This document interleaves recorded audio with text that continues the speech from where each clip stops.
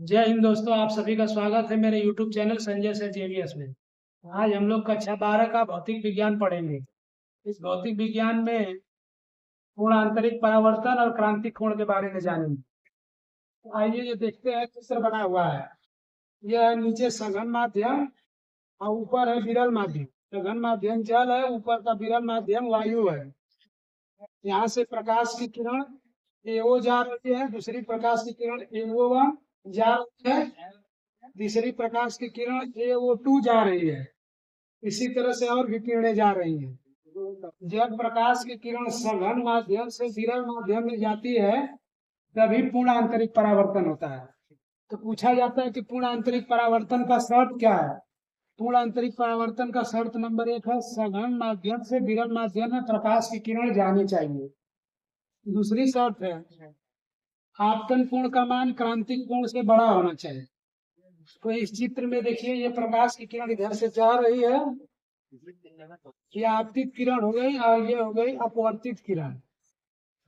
तो यहाँ पे आपतन कोण का मान आई है, अपवर्तन कोण का मान आर है। अब हम लोग क्या करेंगे, इसमें ये जो आपतित किरण ये है और ये आपकी अपवर्तित किरण हो गई। यहाँ पे I1 जो कोण है इस वाले कोण से बड़ा है, आई से बड़ा I1।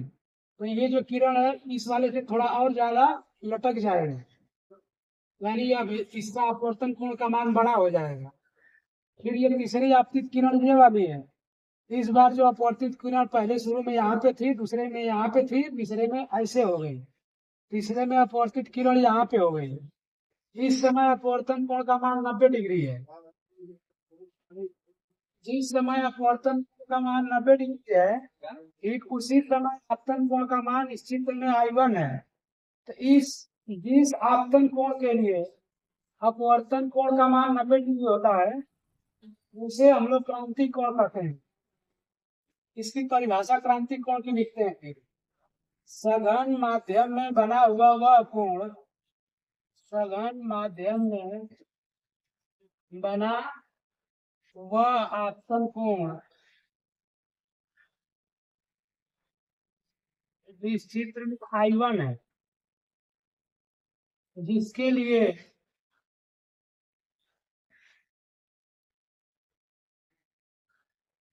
अपवर्तन कोण का मान अपवर्तन कोण का मान 90 डिग्री होता है, उसे क्रांतिक कोण